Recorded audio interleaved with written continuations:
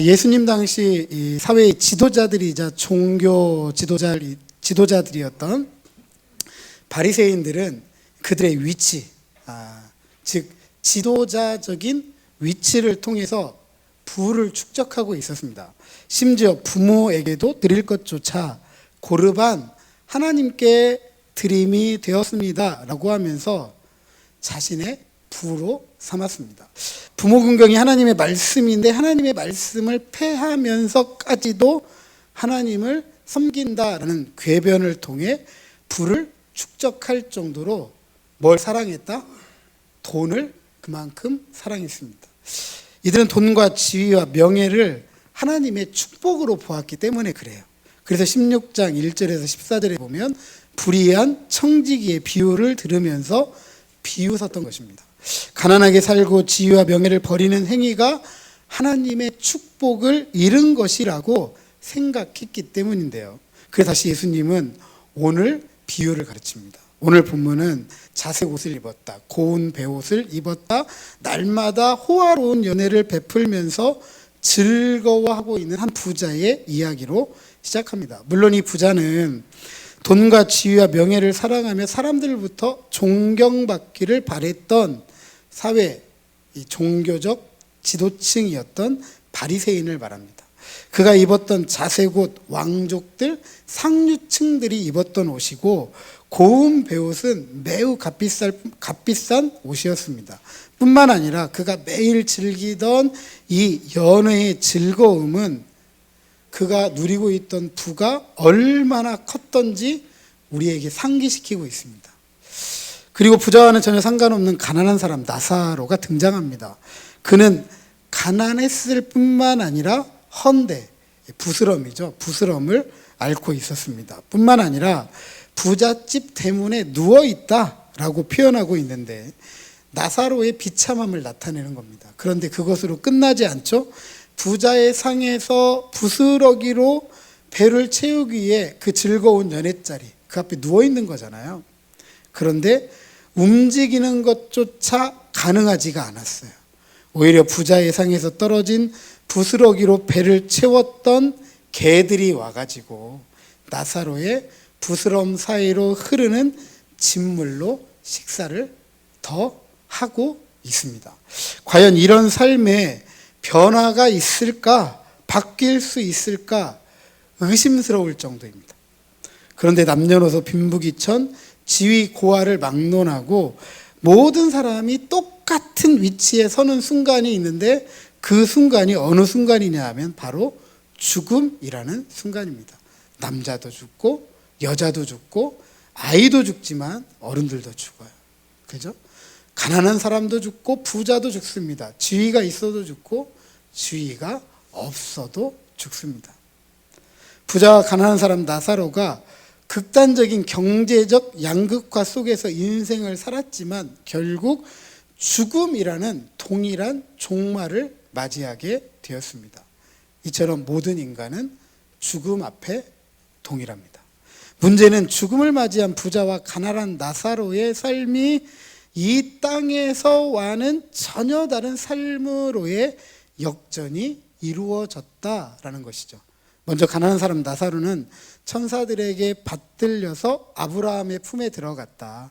부자는 장사가 되어서 음부의 고통 중에 있게 되었습니다. 이것은 당시 부와 지위와 명예를 누리고 있던 바리새인들에게는 충격적인 이야기예요. 이 땅에서 부를 누리고 지위를 갖고 명예를 가지고 살아가는 것이 하나님의 축복이다. 그러면 죽으면 어디 가야 돼요? 천국 가야죠. 그런데 실컷 누렸는데 어디 갔어요? 지옥 갔어요. 그러니까 이 이야기를 듣는 바리새인들은 너무 충격적인 거죠. 돈을 사랑하고 지위를, 명예를 사랑했는데 돈을 사랑하고 지위를 사랑하고 명예를 사랑했더니 어디 가요? 지옥 갔네. 굉장히 충격적인 이야기가 되었습니다. 이미도 말씀드렸던 것처럼 축복의 징표로 여겼던 것이 오히려 지옥으로 가는 티켓이 된 것이죠. 지금 부자는 하나님의 저주를 받은 사람이 되었지만 가난한 사람 나사로는 하나님께로부터 축복을 받은 역전의 주인공이 되었습니다. 그렇다면 왜 부자가 음부의 고통을 경험했을까? 왜 가난한 사람 나사로는 아브라함의 품에 있었을까? 24절 25절 말씀을 보니까 불러 가로되 아버지 아브라함이여 나를 긍휼히 여기사 나사로를 보내어 그 손가락 끝에 물을 찍어 내 혀를 서늘하게 하소서. 내가 이 불꽃 가운데서 고민하나이다. 아브라함이 가로되 예 너는 살았을 때에 네 좋은 것을 받았고 나사로는 고난을 받았으니 이것을 기억하라. 이제 저는 여기서 위로를 받고 너는 고난을 받는다. 나사로라는 이름을 부르면서 아브라함에게 나사로를 보내소서라고 청원하는 부자가 생전에 나사로를 알았다 몰랐다? 아는 거죠. 자신의 연회장 앞에 누워있는 부스럼 때문에 고통당하고 있는 그 부스럼을 치료받지 못하고 연회장에서 부스러기로 배치우던 개들이 와가지고 이 나사로의 부스럼 사이에 흐르는 진물을 흘릴 것을 누가 알고 있었어요? 부자가 알고 있었던 거죠. 그런데 부자가 나사로의 필요를 돌보아줬어요? 돌보아주지 않았어요? 돌보아주지 않았어요. 나사로의 필요를 의도적으로 채워주지 않았다라는 것이죠. 그러면서 어떻게 본 거예요? 나사로를? 저를 한번 따라서 하시죠. 구경거리로 본 거예요. 구경거리로. 그런데 상에서 떨어지는 부스러기를 구하던 나사로를 긍휼히 여기는데 실패한 부자가 자신의 가난함을 긍휼히 여겨달래요. 지금 이곳에서는 무엇 한 방울 먹을 수 없어요. 지금 물 한 방울을 먹을 수 없어요. 지금 누가 가난해요? 부자가 가난해요. 내가 지금 가난하니까 나의 긍휼함을 돌아봐 주세요. 물 한 방울만 나에게 주세요. 부자가 누구에게로부터인가 도움을 필요로 하고 은혜가 필요하다라는 사실을 이 땅에서는 전혀 느껴보질 못했어요. 근데 지금 어디에서 느끼는 거예요? 저 지옥에서 은혜가 필요하구나, 도움이 필요하구나, 그때야 알게 된 거죠. 세상에서 교회에서 얻고 싶고 누리고 싶고 꼭 지키고 싶은 기득권을 가지고 있을지라도 남부러울 것이 없이 살던 이 부자가 음부에서 느끼고 깨달았던 것처럼 도움과 은혜 없이 살아갈 수 있는 사람은 이 땅에 한 사람도 없습니다. 오늘 본문은 가난한 사람 나사로가 왜 아브라함의 품에 있는지 분명한 이유가 언급되어 있지는 않습니다. 그렇다고 해서 이 본문을 부자는 지옥 간다, 가난한 자는 천국 간다, 이런 섣부른 일반화의 오류를 범해서도 안 되죠. 성경에서 말하는 가난한 자는 돈의 결핍과는 무관하게 특별한 종류의 빈곤을 의미해요. 그런데 이제 우리가 극단적으로 설명하기 편하기 위해서 이 돈에 대해서 궁핍하다라는 것을 말하는 것이죠. 과부와 고아, 세리와 창녀들처럼 자랑할 만한 주의가 없고 명예가 없고 저들은 죄인이다, 세리이다, 창기이다, 죄인이다, 이런 이야기를 통해서 수치로 가득 찬 삶을 살아갈 수밖에 없는 사람들, 그래서 주류의 사람들에게로부터 삶의 가장자리로 밀려나 살아가는 사람들을 성경은 가난한 자다 이렇게 표현합니다. 아무것도 손에 쥔 것 없고 나아갈 길 찾지도 못하는 그런 상황에서 누군가의 도움과 은혜 없이는 살 수 없다면서 전적으로, 절대적으로 모든 것을 의지하며 삶을 맡기는 사람들, 그 사람들이 바로 가난한 사람들입니다. 그래서 마태는 산상수훈에서 예수님의 말씀을 통해 이렇게 이야기합니다. 심령이 가난한 자는 복이 있나니 천국이 그들의 것이다. 성경은 이런 가난한 자들이 하나님을 찾을 때 하나님은 찾아오셔서 위로하시고 저들에게 천국을 선물로 주신다라고 약속하셨습니다. 이것이 인생 역전이에요. 인생 역전. 그러나 부자의 이 깨달음은 너무 늦은 것 같아요. 25절에 쓰인 이제는 그 기회가 이미 지나가 버렸다라는 것을 강력하게 뒷받침해 주고 있습니다. 하필 이 부자가 도움과 은혜를 깨달은 장소가 어디예요? 음부예요. 지옥이에요. 마태복음 산상수훈의 한 가운데 장인 6장에서 예수님은 고의적으로 의도적으로 사람들에게 보이기 위한 바리새인들의 구제와 금식과 이 기도, 종교적 위선 행위에 대해서 이미 상을 받았다. 무슨 말이냐면 영수증을 써줬다라는 거예요. 네가 받을 것 이 땅에서 받았다. 그러니까 저 땅에 가서는 더 이상 영수증을 하나님 앞에 청구할 게 있다 없다? 없는 거죠. 더 이상 하나님께로부터 주시는 상을 기대할 수가 없다라는 것입니다. 이미 부자는 하늘에서 받을 상을 이 땅에서 다 받았기 때문입니다. 그러기에 더 이상 하늘에서 받을 것이 없어서 음부, 지옥의 고통을 경험하며 고민하게 된 것입니다. 그러므로 인생 역전의 시작은 오늘 우리가 삶을 살아가는 이곳, 이 순간에 결정이 됩니다. 오늘의 삶의 가치가 내일의 축복과 저주를 가름하는 시금석이다. 그래서 부자는 5 형제도 음부의 고통 속으로 오게 될 것을 걱정하는 거예요. 왜냐하면 나머지 형제들도 누구하고 똑같아요, 지금? 자기하고 똑같은 거예요. 날마다 연애를 베풀고 그 집 앞에서 조금이라도 얻을 것을 구하기 위해 누워있는 가난한 사람들을 의도적으로 보지 않는 거예요. 그냥 구경거리 삼는 거죠. 그러니까 이 5 형제가 걱정이 돼요.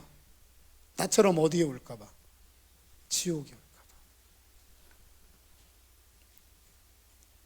그래서 부자는 아브라함에게 이 5 형제를 구원하기 위해 나사로를 살려서 이 땅에 보내달라.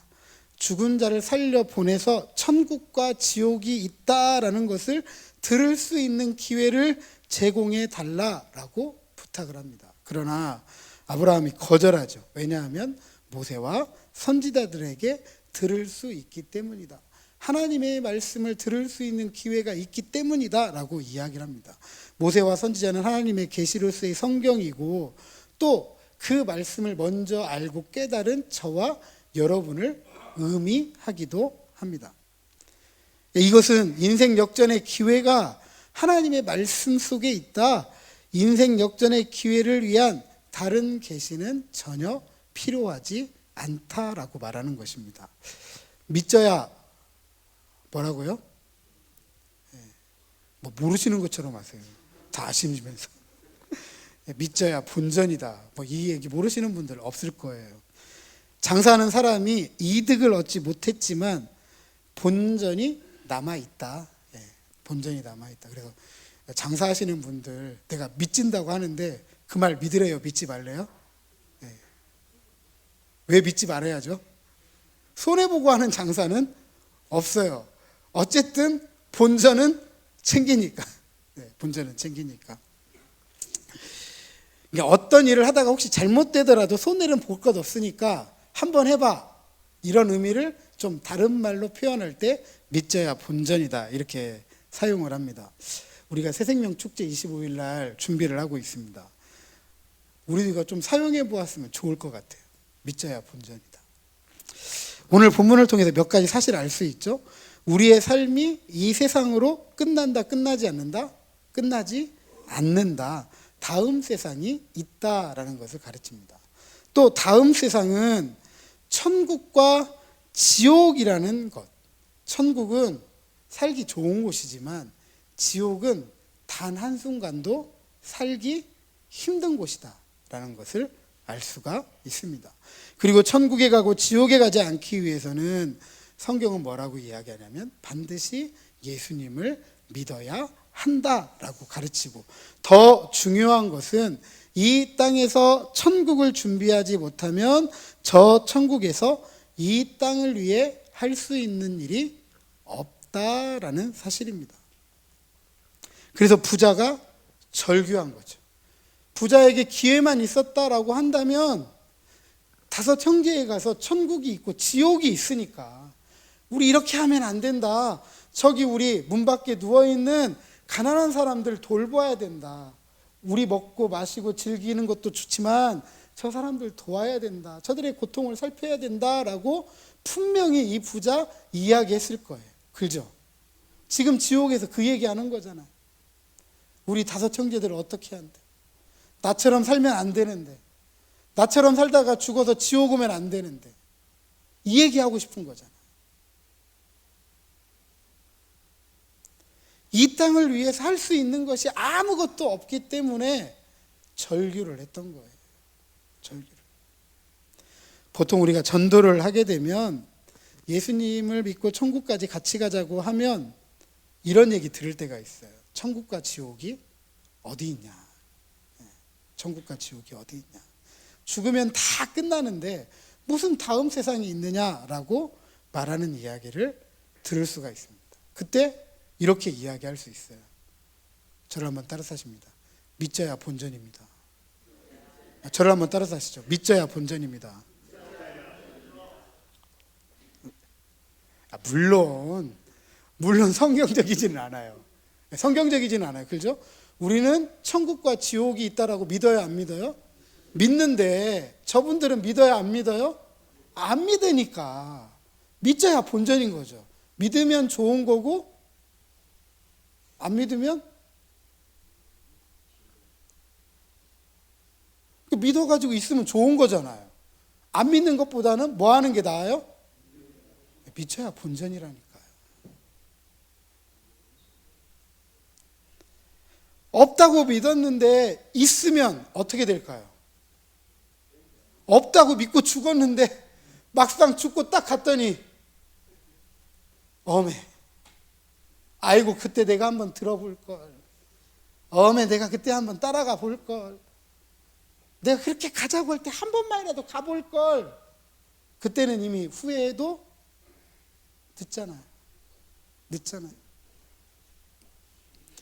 있다고 믿어서 정말 좋은 것을 얻게 된다면 그게 본전 아니냐 이거죠. 물론 믿져야 본전이라는 게 성경의 진리는 아니에요.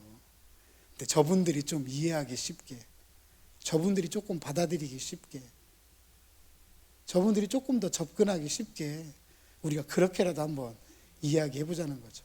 자, 저를 한번 따라서 하십니다. 믿져야 본전입니다. 옆에 있는 분들이 전도 대상자예요. 자, 한번 이야기해 보시죠. 자, 시작. 이게 하실란가?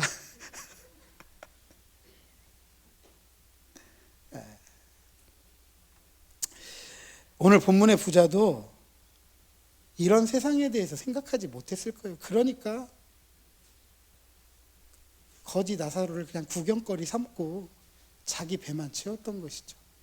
알았다라고 한다면 했을까요? 안 했을까요? 여러분 같으면 그렇게 하셨겠어요? 아니죠. 알았으면 그렇게 못했을 거예요. 생각해보지도 않고 몰랐기 때문에 그랬다는 거죠. 그래서 이 세상과는 전혀 다른 모습으로 저 세상을 살아가게 된 것입니다. 내가 생각하지 못했기 때문에 저 세상이 없는 것 아니죠. 내가 모르니까 없다라고 말하는 거지, 안다면 그렇게 말할 수 없는 것이죠. 내가 생각하지 못한 천국과 지옥 분명히 존재해요. 문제는 천국과 지옥은 큰 구렁텅이가 놓여 있어가지고 오고 갈 수 있는 곳이 아니다. 더 중요한 것은 부자의 절규처럼 천국과 지옥에서 이 땅의 형제들을 생각할 수는 있겠지만 어떠한 도움도 줄 수가 없다라는 사실입니다. 부자는 어쩔 수 없는 처지가 되었지만 이 땅에 남겨진 다른 형제들은 이곳에 와서는 안 된다라는 것을 분명히 알았습니다.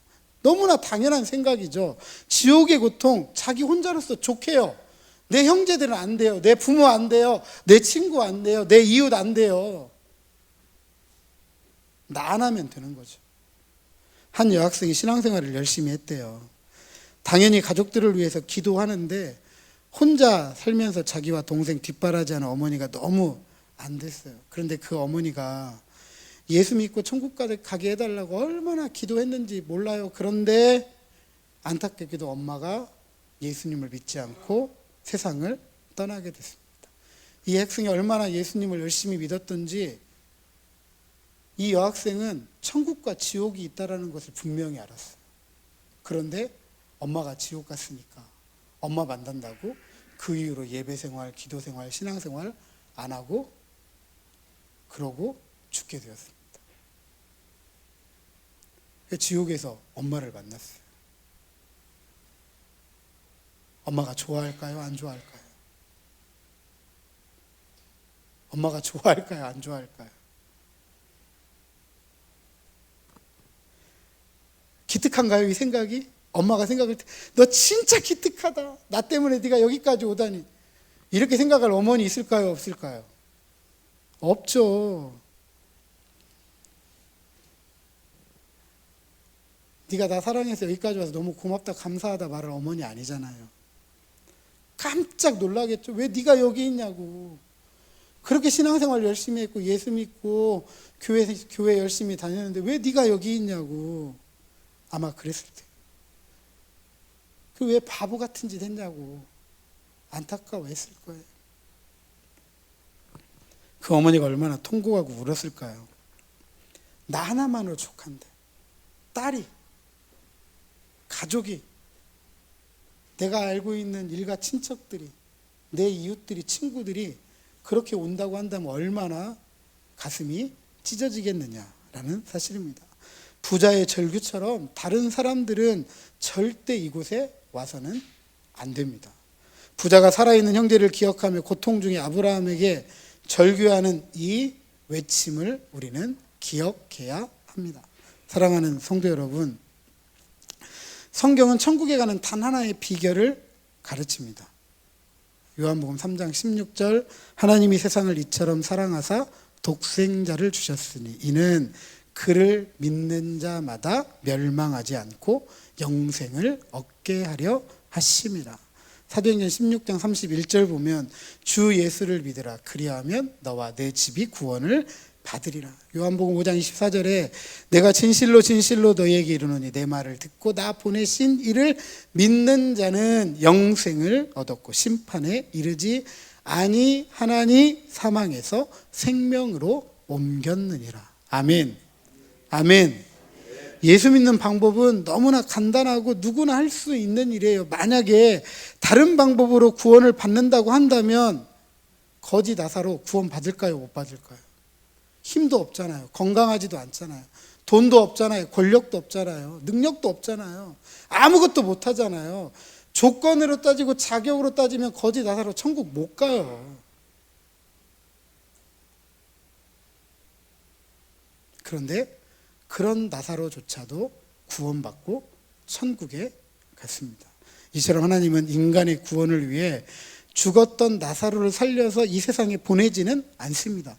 세상에는 이미 모세와 선지자들이 있기 때문입니다. 하나님의 말씀이 있고 그 말씀을 믿고 따라 살아가는 저와 여러분들이 있습니다. 모세와 선지자들, 하나님의 말씀, 그 말씀을 전하고 외치고 알리라고 저와 여러분을 하나님께서 먼저 선택해 주시고 구원받은 하나님의 백성이 되게 하셨습니다. 성도들은 너무나 중요한 사명을 받았습니다. 생명을 살리는 일입니다. 우리가 알리고 전하고 외쳐야 수많은 영혼들의 다음 세상이 결정됩니다. 내 남편, 내 아내, 내 부모, 내 자녀들, 우리 형제 자매들, 친구들, 이웃들. 우리의 외침은 부자의 절규와 같아야 돼. 내 형제들 안 되는데, 내 형제들은 안 되는데, 이곳에 오면 안 되는데, 그것은 진심이어야 하고 간절해야 합니다. 우리 주변에는 아직 믿지 않는 많은 분들이 있어요. 앞서 말씀드렸던 것처럼 부모도 있고 남편도 있고 아내도 있고 자녀도 있고 형제 자매도 있고 일가 친척들도 있고 친구도 있고 이웃도 있습니다. 하나님께서 우리에게 맡기신 영혼들이에요. 저들의 다음 세상이 누구의 손에 있냐면 저와 여러분의 손에 있습니다. 저와 여러분이 나가서 말하고 알리고 전하고 외칠 때 한 사람의 인생이 바뀌게 됩니다. 그러기에 우리는 때를 얻든지 못 얻든지, 믿든지 안 믿든지 알리고 전하고 외치는 하나님의 사람들이 되어야 합니다. 믿져야 본전이니까요. 우리 말고 저분들 믿져야 본전이니까요. 한번 믿어보시기 바란다고요. 여러분의 진심과 간절함이 전달이 된다라고 한다면, 그렇게 알리고 외치고 전한다라고 한다면 한 사람 한 영혼이 반드시 구원받고 함께 천국까지 가는 발걸음이 될 줄로 믿습니다. 이 사명을 감당하는 저와 여러분, 우리 모두가 되시기를 주님의 이름으로 축복합니다.